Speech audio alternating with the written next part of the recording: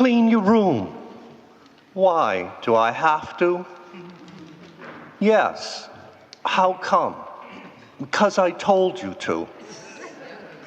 That little conversation, we well know, has been played and replayed in one form or another in every household, across every culture, generation, and throughout history.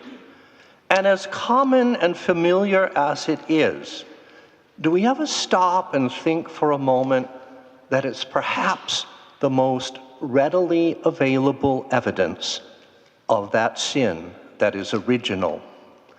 Indeed, ever since our first parents rebelled against God, human beings have an almost natural resentment to being told what to do.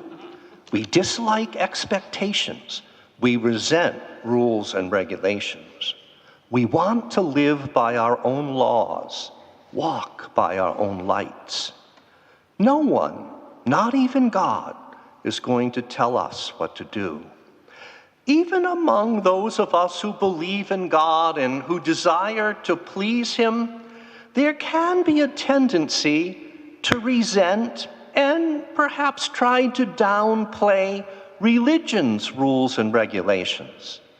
And so some claim that Jesus is actually on their side as they seek to dispense with all these laws. After all, you don't have to know and follow the commandments. All you have to do is love. But is it really that easy? Today's readings, and in particular, this morning's gospel passage, present a challenge to that tendency to oversimplify what Jesus actually said and what exactly Jesus may have meant in regard to the commandments of the law. He tells us right off the bat that he is not about abolishing the law. Rather, he is about fulfilling it. So for any of us who really desire to be his disciples, knowing the commandments is in fact still a requirement. And keeping them according to Jesus will require much more than mere minimal compliance on our part if we are really his followers.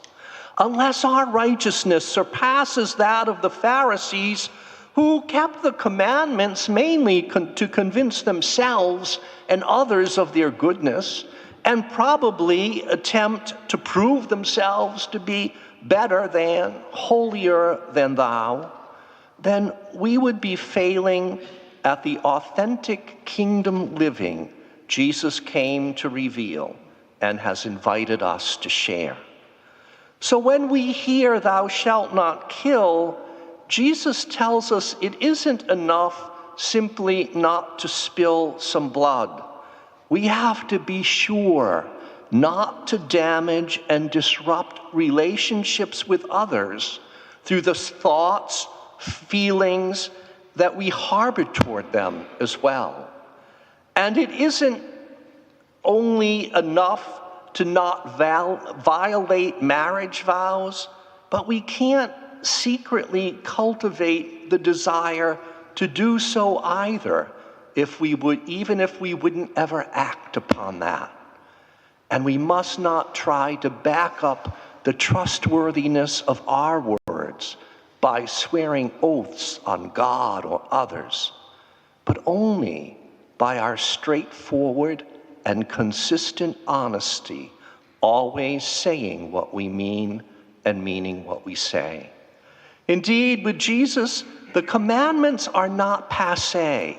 They are absolutely essential as he pushes obedience to them to a much newer and deeper level, from mere external compliance with the letter of the law to a deeper consistency with the very spirit of the law, which, because these originate in God, is nothing other than that spirit of love.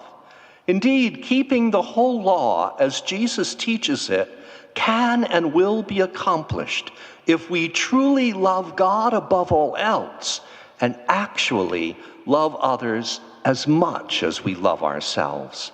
But this is not the feel-good sort of love. It is, in fact, a challenging love to understand, and an even more difficult love to learn and to fully live. And so we cannot dispose of the commandments, not even the smallest letter of them.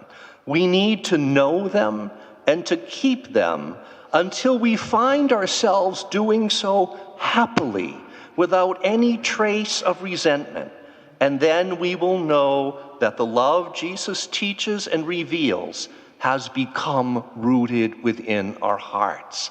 Until then, we might at times keep the commandments simply because God tells us to do so, but may we never lose sight of the ultimate reason for doing so, which is to attain to the life that God promises, life in its fullness, life forever with God, who is love, and whose kingdom will belong to those who love him and to genuinely love others in his name.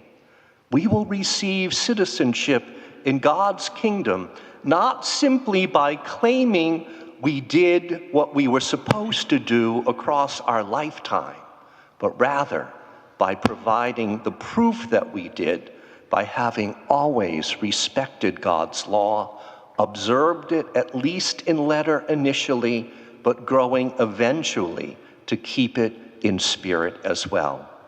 Thus, the truth is so plainly stated in our first reading today.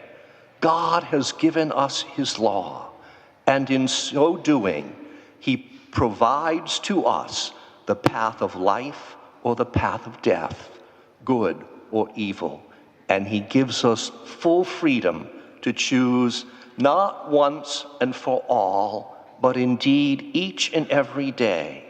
And he offers us forgiveness should we ask for it with sincere contrition when we fail to keep those commandments, and allows us always to start anew.